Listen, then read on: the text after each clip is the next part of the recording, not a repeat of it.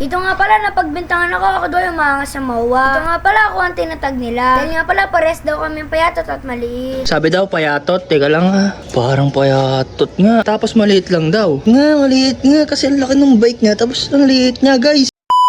Yung araw nga pala magre-red si Papa Tampi. Suot na nga pala siya ng jersey. Ito nga pala medyo malayo-layo daw ang kanyang pupuntahan. Ito nga pala siya pumili sa mga jersey ko. Buti nga pala mayroong nagkasya sa kanya. Kaya naman natatawa ako sa kanya. Dahil nga pala pit na pit sa kanya. Buti nga pala nagkasya sa kanya yung binigay sa akin ng ninong ko. Ito nga pala niyaya ko ni Papa Tampi sumayaw. Ito nga pala ang gusto ni Papa Tampi yung Brazilian dance. Kaya naman sasayaw kami. Ito nga pala napansin ko yung tiyan ni Papa Tampi sobrang laki. Ito nga pala sumasayaw na kami. Wala nga pala itong tugtog. Dahil nga pala baka makapera. Ito nga pala sa palagay nyo ng tugtog ang ginamit namin dito. Ito nga pala meron napansin si Papa Tampi. Putok na nga pala yung tahe. Dahil nga pala ito yung tahe na pinatahi ko dati. Ito nga pala tatanggalin na lang ni Papa Tampi. Dahil nga pala ibibigay ko na lang to sa kanya. Para nga pala magamit niya. Kumuha na nga pala si Papa Tampi ng gunting. Ito nga pala igugupitin niya. Sobrang pit nga pala sa kanya. Kung nakikita nyo nga pala ganito ang itsura niya. Parang marong laman. Kaya naman tatanggalin niya para magkasya sa kanya. Dito nga pala okay na. Kaya naman nagre-ready na si Papa Tampi. Kinuha na nga pala ni Papa Tampi sa salamin. Pagkatapos nga pala mamimili na siya ng kanyang gagamitin. Dito nga pala napili niya yung mountain bike. Ito nga pala kinuha niya na. Maglalakad nga pala muna si Papa Tampi. Pagkatapos nga pala sumakay na siya. Wala niyo nga pala kung siya pupunta. Ito nga pala parang tunay na bikers na si Papa Tampi. Balang araw makakasama ko rin siya mag-ride. Ito nga pala saan kaya maganda mag-ride. Pagod nga pala kagad si Papa Tampi dito. Kaya naman bumili kagad siya ng tubig. Dito nga pala laki ng tubig na binili niya. Sobrang uhaw nga pala dito si Papa Tampi. Ito nga pala uminom siya ng marami. Dahil nga pala sobrang layo ng kanyang pinuntahan. Dito nga pala hindi na siya nag-video. Dito nga pala sa mga oras na ito ay pauwi na siya. Sobrang pagod na pagod nga pala si Papa Tampi. Dito na nga pala siya sa bahay. Dito nga pala pinasok na ni Papa Tampi yung bike niya. Dito nga pala nagubad na ng helmet si Papa Tampi. Kita nga pala sa pagmumukha niya na pagod siya. Pumasok na nga pala siya sa kwarto. Dito nga pala umupo na siya sa kanyang computer. Tatawa nga pala ako kay Papa Tampi. Dahil nga pala ang laki ng kanyang tubigan. Sobrang uwaw na uwaw talaga dito si Papa Tampi. Kala mo naman napagod. Dito nga pala nagbukas na siya ng Facebook niya. Nagulat nga pala dito si Papa Tampi. Dahil nga pala ang dami nagtatag sa akin. Dito nga pala kamukha ko daw yung nanuntok sa MOA.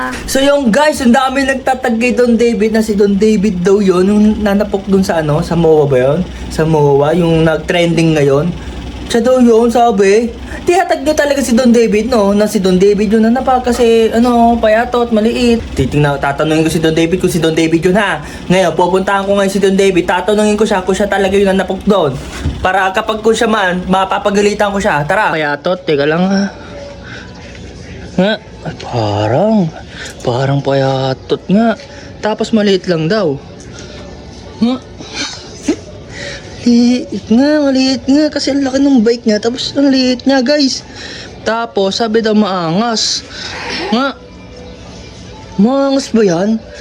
Basta na lang yan boy. Oh. Grabe kayo guys. Lagi nyo tiyatag si Don David. Parang di naman si Don David yun. Ikaw ba yun? Tatanungin kita. Oh, very wrong guys. Kasi hindi pala si Don David yun. Guys, taga MOA yun guys.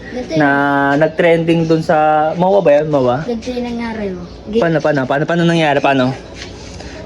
Huh. Sabi lang payatot. Ano? Kilala mo? Oo. Oo. Sige. Kilala niya. Hanapin ko yung para sa 20k niya. Sige. Ano niya? Sinumpak sa mukha. Oo.